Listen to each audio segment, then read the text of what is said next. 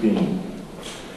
O título da minha intervenção, apresentação é Subjetividade, Singularidade, Fragmentos Poéticos e Filosóficos. Vocês devem estar acompanhando o que está acontecendo aqui no CCH, nesse evento, devem ter percebido que naquilo que é mais característico do evento, que é a apresentação, há uma grande diversidade de formas dos eventos comuns. Então, vocês encontram nos banheiros, nos corredores, na alcova, lá no SARD, na apresentação que foi feita ontem cedo pela Mona Lisa.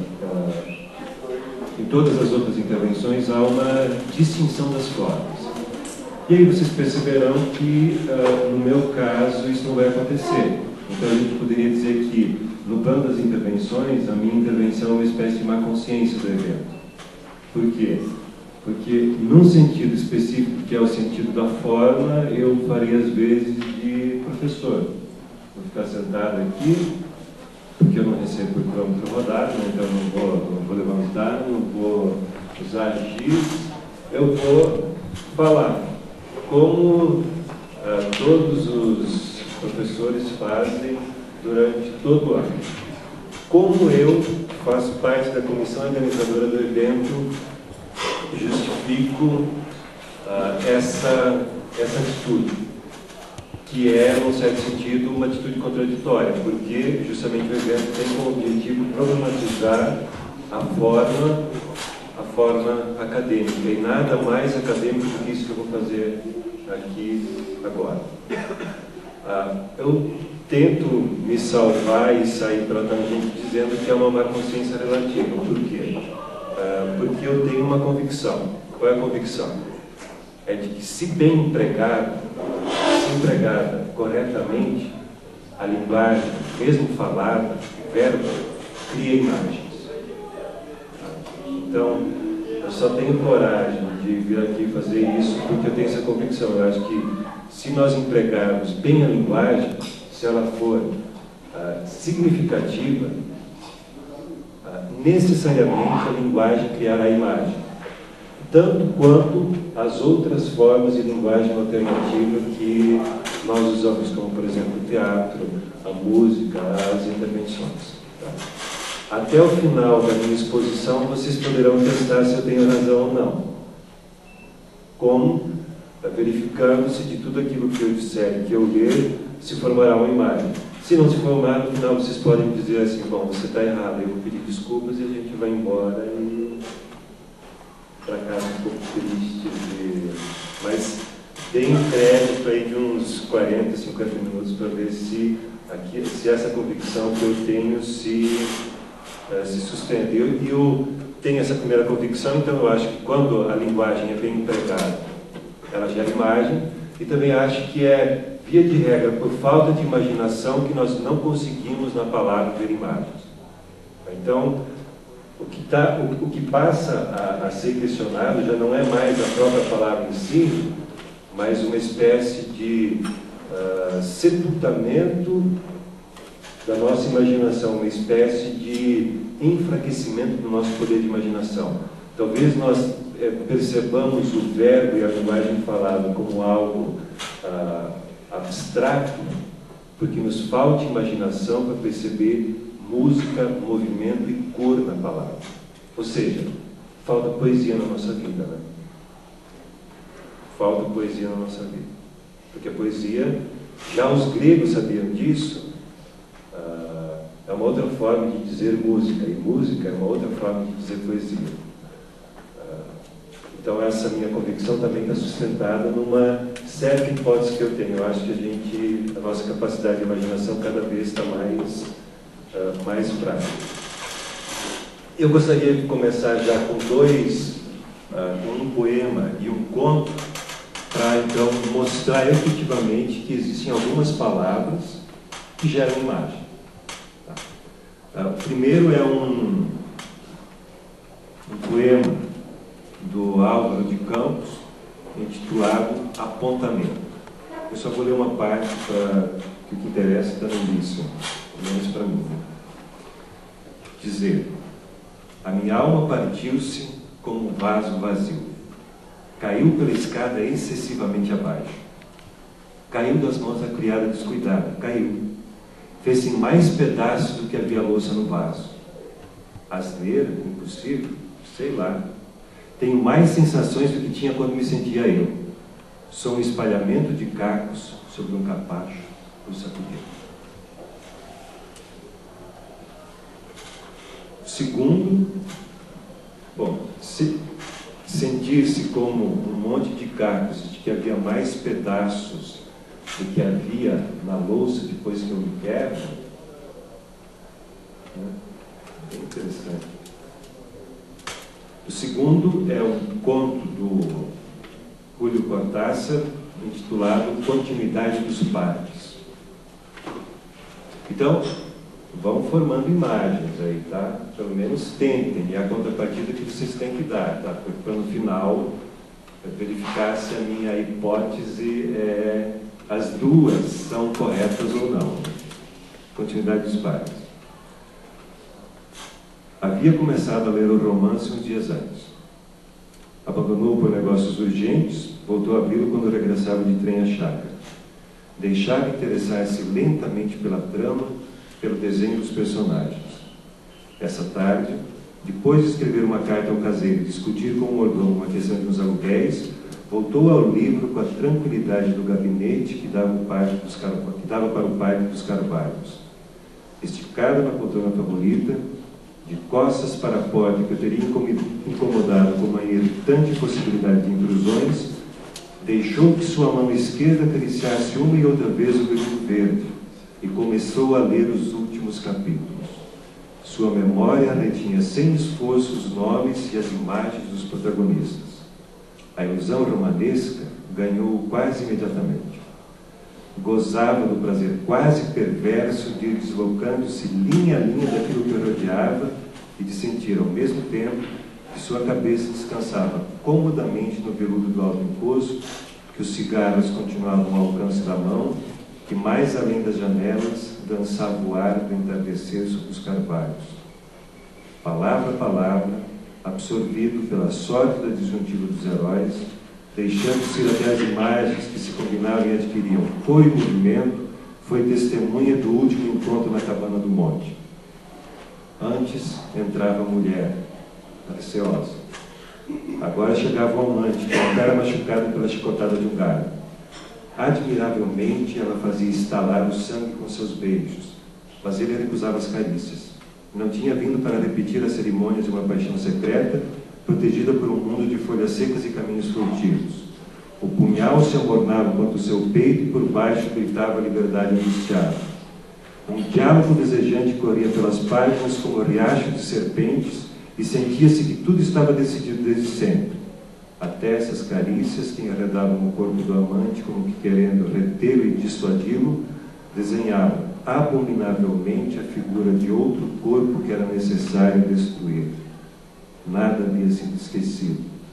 Álibis, acasos, possíveis erros. A partir dessa hora, cada instante tinha seu emprego minuciosamente atribuído. O duplo repasso, sem dó nem piedade, interrompia-se apenas para que uma mão acariciasse uma bochecha. Começava a anoitecer. Já sem se olhar, atados rigidamente à tarefa que os esperava, separaram-se na porta da cabana. Ela devia continuar pelo caminho que ia ao norte. Na direção oposta, ele virou um instante para vê-la correr como um cabelo solto. Correu, por sua vez, apoiando-se nas árvores e nas cercas até distinguir na bruma do crepúsculo a alameda que levava à casa. Os cães não deviam latir e não latiram. O mordomo não estaria essa hora e não estava. Subiu os 3 degraus da varanda e entrou. Do sangue galopando nos seus ouvidos chegavam as palavras da mulher. Primeiro uma sala azul, depois uma galeria, uma escada carpetada. No alto, 2 portas. Ninguém no primeiro quarto, ninguém no segundo. A porta do salão e depois o punhal na mão, a luz das janelas, o alto encosto de uma poltrona de veludo verde, a cabeça do homem na poltrona lendo um romance. Sentiram? Ou seja, quem narra, quem é o personagem, quem é a vítima. No final das contas, o personagem que está no romance, sai do romance e encontra o cara que no início do romance lia a novela, lia o romance. Tá? Ou seja, quem de vocês já foi surpreendido em casa pelo personagem de um romance com um punhal na mão prestes a esfaqueá-los, saído do romance?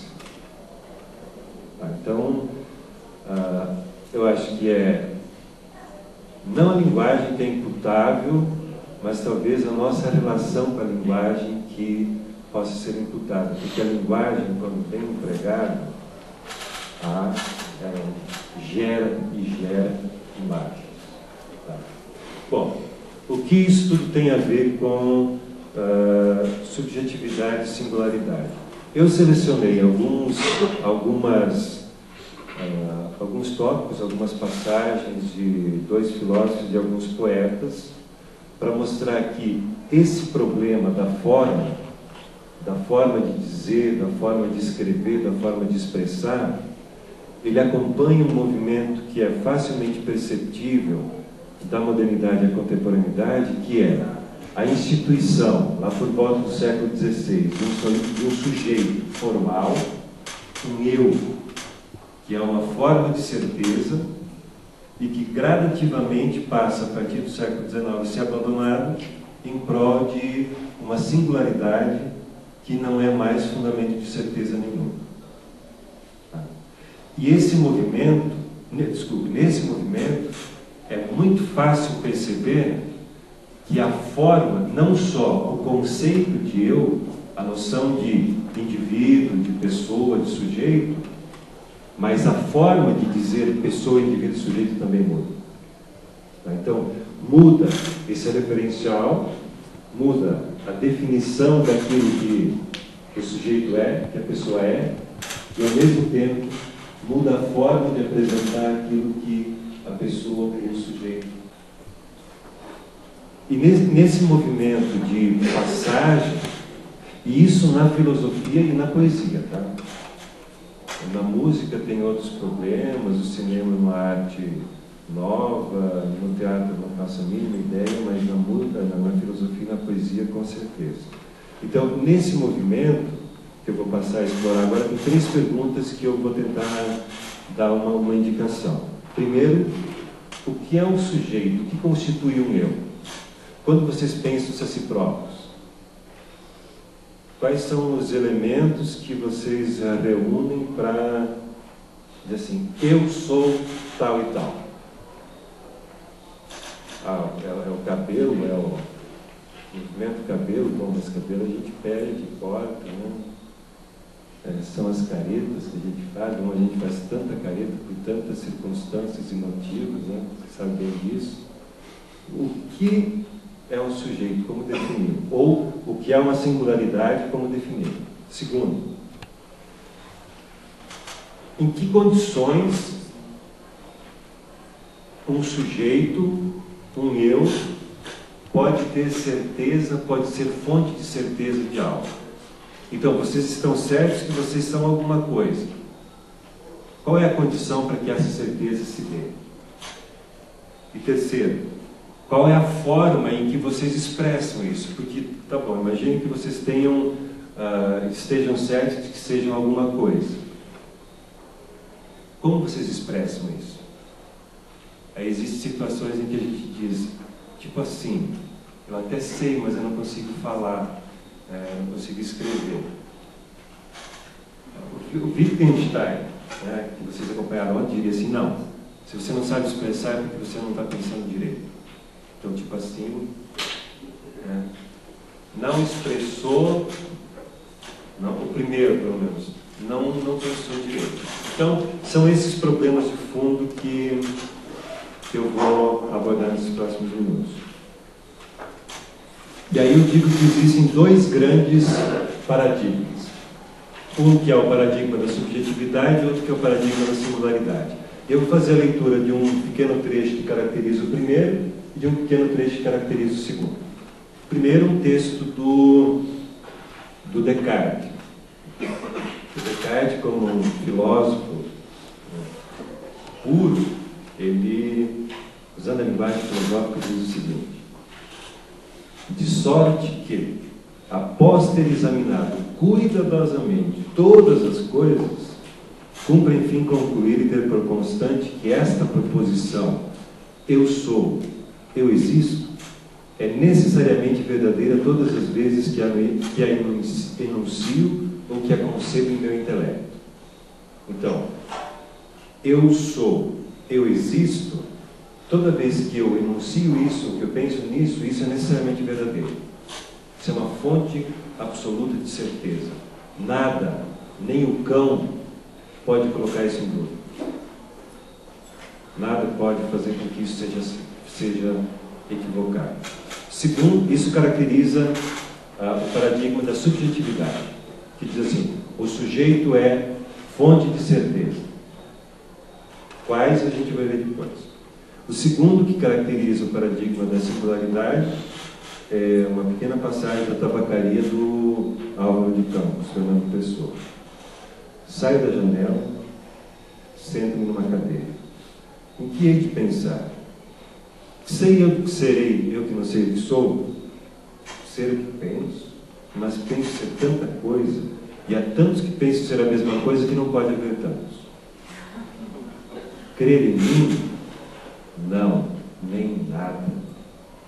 Ou seja, aquilo que é o fundamento da constituição, da imagem, da certeza no Descartes, que é pensamento único, para o Álvaro de Campos tem um outro nome, não é certeza, é esquizofrenia.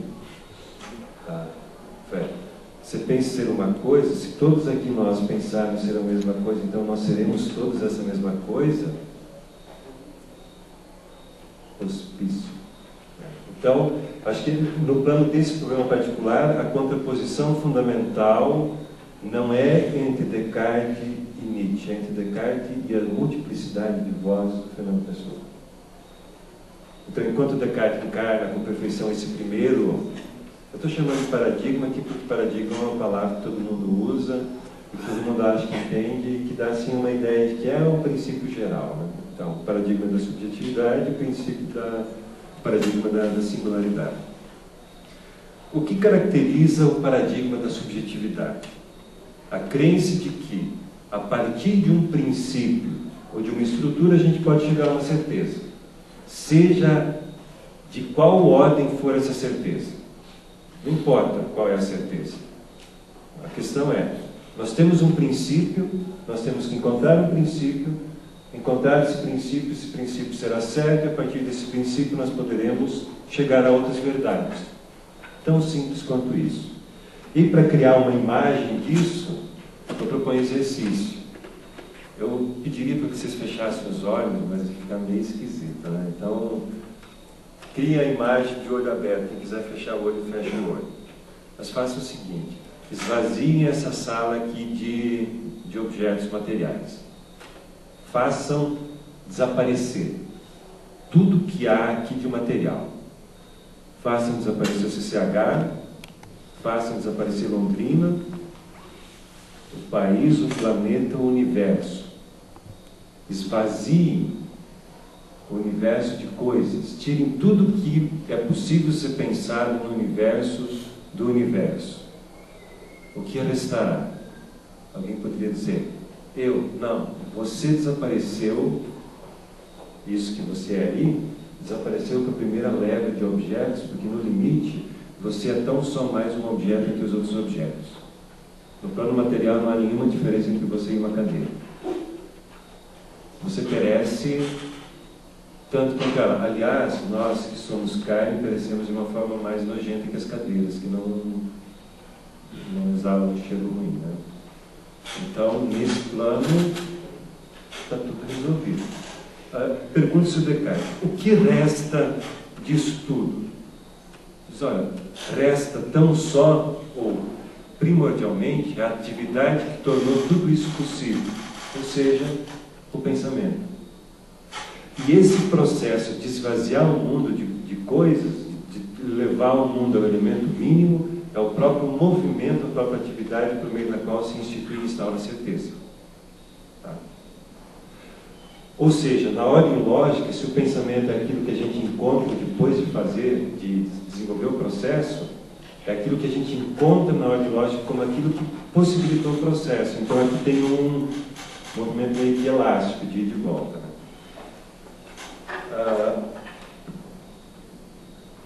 Eu disse antes que nem o cão pode fazer com que isso seja falso. Não pode mesmo. Porque se ele quiser me enganar, eu tenho que existir para que eu seja enganado. Então Deus, o diabo e quem mais for, pode tentar me enganar. Mas eu tenho que existir, pelo menos enquanto pensamento, para ser enganado. E um outro filósofo, depois Descartes diz, olha, é o Kant, o Descartes não foi suficientemente radical.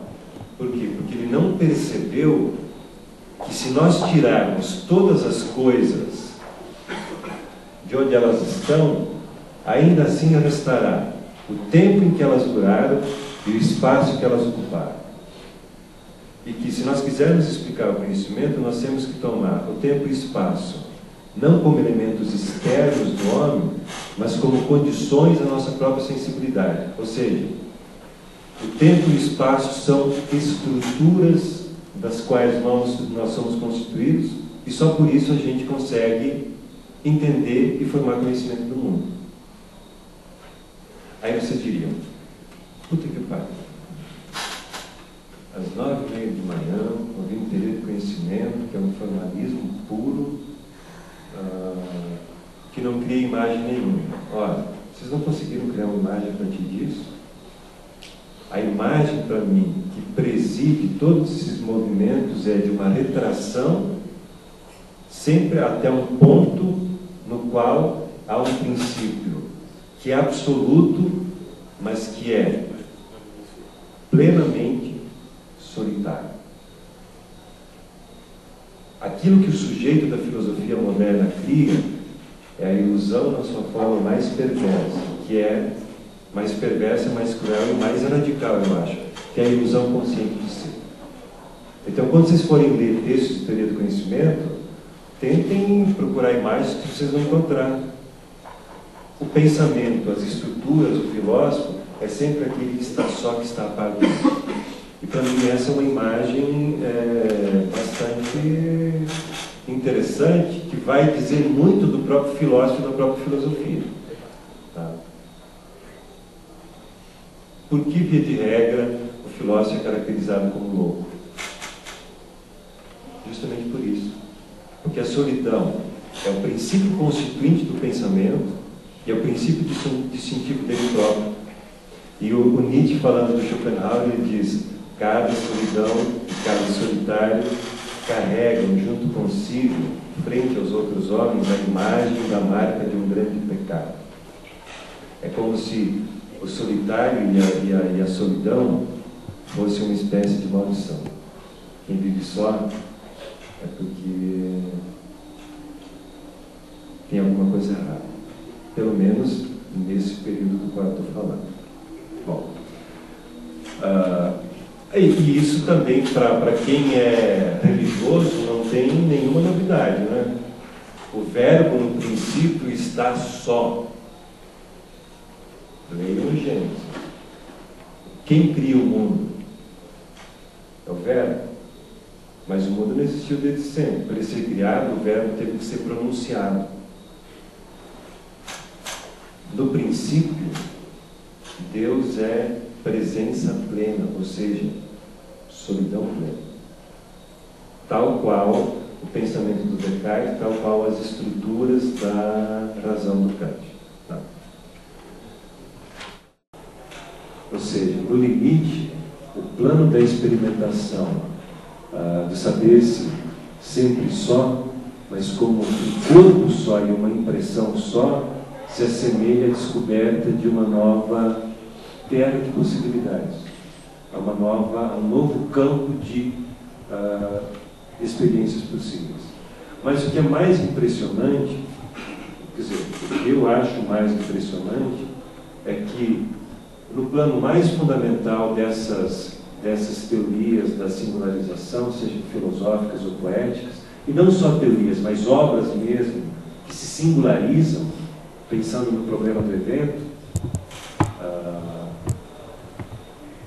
é que talvez a grande experiência esteja contida naquilo que eu considero que é a grande sinfonia metafísica do século XX, que é a Tabacaria do Fernando Pessoa, que é viver é descobrir o mistério tedioso e maravilhoso do cotidiano.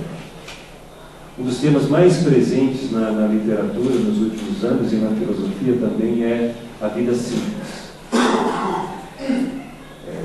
O cotidiano abriga tudo aquilo que é necessário para uma vida. Tanto mais porque o cotidiano pode abrigar a imaginação. E a imaginação, como a gente vai ver no poema do Álvaro de Campos, pode fazer com que nós viajemos em locais em que nunca estivemos. Por isso eu comecei dizendo que talvez o nosso grande pecado para com a palavra seja a nossa falta de imaginação. Ou seja, a gente aprendeu, nós até aprendemos a ler e escrever, mas nós não aprendemos os movimentos e as intensidades da língua. Isso tolhe a nossa imaginação. Então, a tabacaria como essa grande experiência de descoberta do tédio e da maravilha do cotidiano. Quem é o personagem da tabacaria? É um português entediado que, da janela do seu quarto, narra aquilo que ele vê. Aqueles prédios antigos lá numa região histórica antiga de Portugal, o personagem de Lisboa, o personagem se instala no seu quarto e fala do que ele vê pela janela e do que ele sente dentro de si.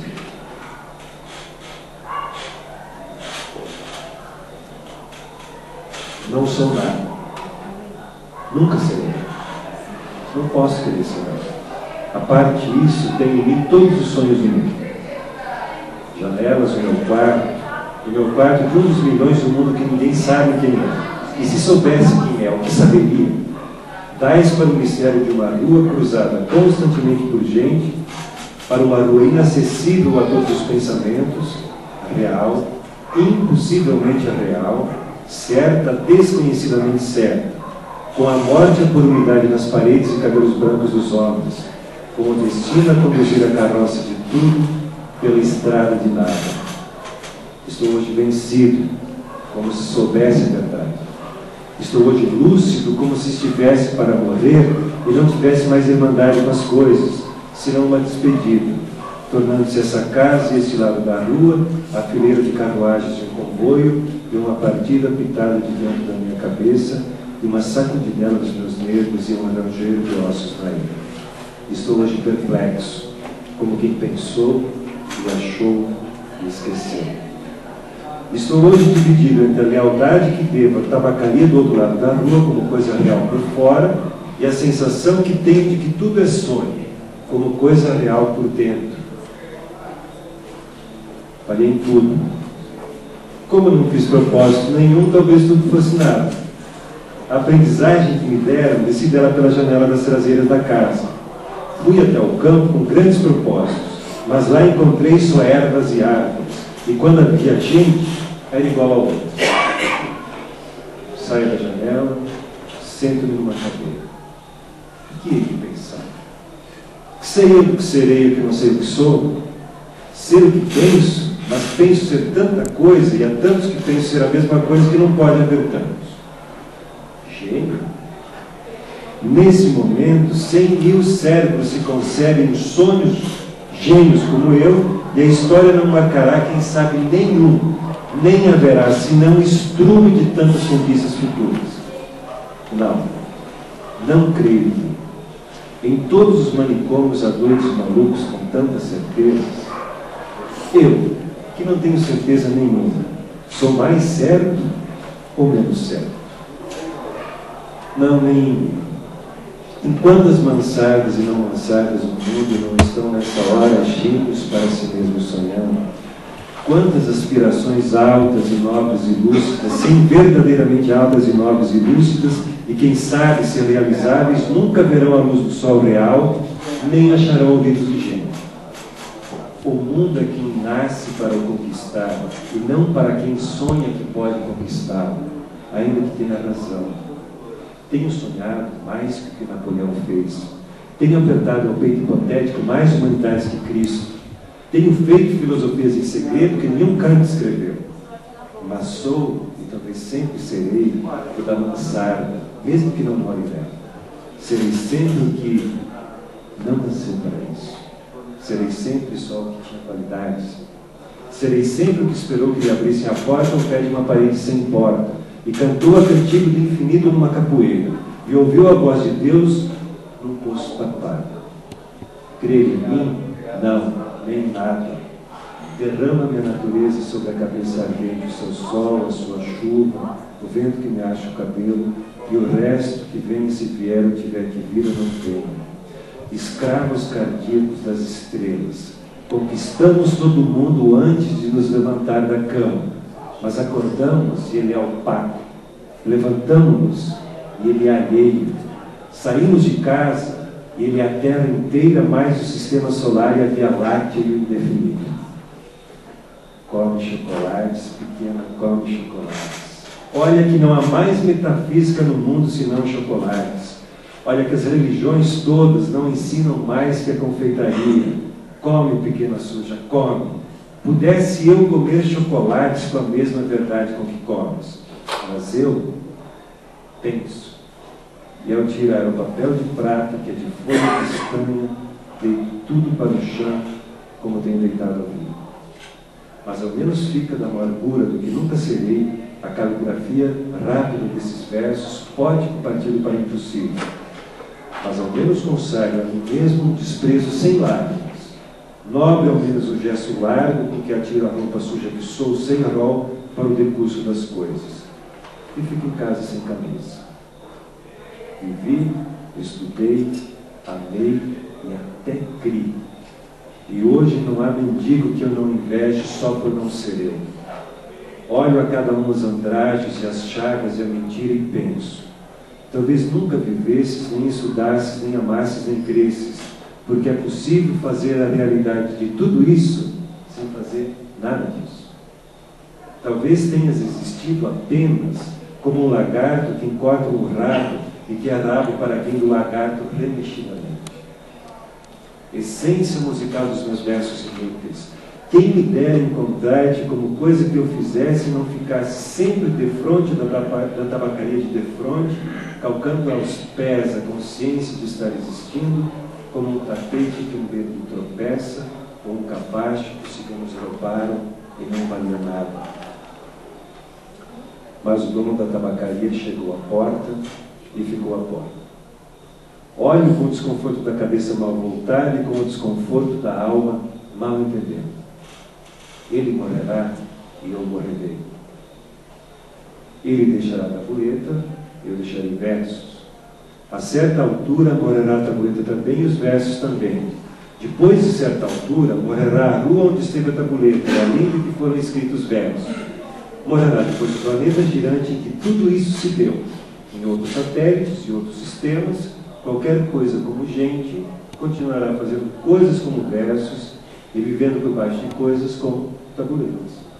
Sempre uma coisa de frente da outra, sempre uma coisa tão inútil quanto a outra. Sempre o impossível tão estúpido como o real. Sempre o mistério do fundo tão certo como o sono de mistério da superfície. Sempre isto, ou sempre outra coisa, ou nenhuma coisa no mundo. Mas um homem entrou na tabacaria para comprar tabaco e a realidade plausível cai de repente em cima de mim. Semi-ergo-me, enérgico, convencido, humano. E vou tensionar escrever esses versos em que digo o contrário. Acendo um cigarro ao pensar em escrevê-los e saboreio no cigarro a libertação de todos os pensamentos. Sigo como uma rota própria. Gozo no momento sensitivo e competente à libertação de todas as especulações e a consciência de que a metafísica é uma consequência de estar mal disposto. Depois, deito-me para trás da cadeira e continuo fumando. Enquanto o destino me conceder, continuarei fumando. Se eu casasse com a filha da minha lavadeira, talvez fosse feliz. Visto isso, levanto-me da cadeira, vou à janela. O homem saiu da tabacaria, metendo troco no joelho das calças. Ah, conheço! É o Esteves em metafísica. O dono da tabacaria chegou à porta. Como por um instinto divino, o Esteves voltou-se e viu-me. Assinou-me adeus, gritei: adeus, ó Esteves! E o universo reconstruiu-se sem enviar uma esperança, e o dono da tabacaria sorriu. Esse é o meu juízo, o grande poema metafísico do cotidiano do século XX. Por quê? Porque tudo aquilo do qual se fala é aquilo que está na nossa carne. E no plano mais fundamental, a singularização não é outra coisa senão uma forma significativa de habitar o cotidiano, de não sermos reduzidos no plano do cotidiano a uma simples massa formada aqui ou por aí. Bom, com isso eu concluo essa primeira trilha e vou para a finalização dizendo que nesse segundo modelo do paradigma da singularidade existe um autor que é fundamental, do qual eu não vou falar, ao qual eu vou fazer uma breve referência, que é o Nietzsche. A noção de experimentação e de amor fati, de amor ao fado, de aceitação do destino, uma ideia nietzschiana e uma ideia fundamental para todos os autores que seguem essa trilha. Eu gostaria de concluir com um poema depois tem um gesto de malcriação, que vai ser a conclusão mesmo de concluir a parte séria, com um poema do Carlos Drummond de Andrade, que é, de tudo aquilo que eu li, a melhor personificação do que significa aceitar a vida como ela é, que é a representação mais simples do que o Nietzsche define como aceitação do destino. O título do poema é Os Últimos Dias. Que a terra de comer, mas não coma já. Ainda se mova para o ofício e a posse. E veja alguns sítios antigos, outros inéditos. Se está frio pelo cansaço, pare um momento, continue. Descubra em seu movimento forças não sabidas, contatos. O prazer de estender-se, de enrolar-se, ficar inerte. Prazer de balanço, prazer de voo. Prazer de ouvir música. Sobre o papel, deixar que a mão deslize. Prazer de ouvir sons externos. Irredutível prazer dos olhos. Certas cores. Como se desfazem, como adere, certos objetos diferentes a uma luz nova. Que ainda sinta cheiro de fruta, de terra na chuva, que pegue, que imagine e grave, que lembre. O tempo de conhecer mais algumas pessoas, de aprender como vivem, de ajudá-las. De ver passar este conto. O vento balançando a folha, a sombra da árvore parada no instante, alongando-se com o sol, desfazendo-se numa sombra maior, de estrada sem trânsito. E de olhar esta folha se cair, a queda retê-la, tão seca, tão morna. E cada instante é diferente. E cada homem é diferente. E somos todos iguais. No mesmo ventre, o escuro inicial. Na mesma terra, o silêncio global. Mas não seja logo. Antes dele, outros silêncios penetram. outras solidões derrubem ou acalentam meu peito. Ficar parado em frente dessa estátua é um torso de 1000 anos. Recebe minha visita, prolonga para trás meu sopro, igual a mim na calma, não importa o mar, completa. O tempo de saber que alguns erros caíram, e a raiz da vida ficou mais forte, e os naufrágios não cortaram essa ligação subterrânea entre homens e coisas. Que os objetos continuam, e a trepidação incessante não desfigurou o rosto dos homens. Que somos todos irmãos, eu disse isto. Em minha falta de recursos para dominar o fim, entretanto, me sinta grande, tamanho de criança, tamanho de torre, tamanho da hora que se vai acumulando século após século e causa vertigem, tamanho de qualquer João, pois somos todos irmãos. E a tristeza de deixar os irmãos que me faz desejar partida menos imediata. Podeis vir também, não da dissolução, mas do fato de alguém existir, de outros virem depois, de todos sermos irmãos, no ódio, no amor, na incompreensão e no sublime cotidiano. Tudo, mas tudo é nosso irmão. O tempo de despedir-me e contar que não espero outra luz além da que nos envolveu. Dia após dia, noite em seguida noite.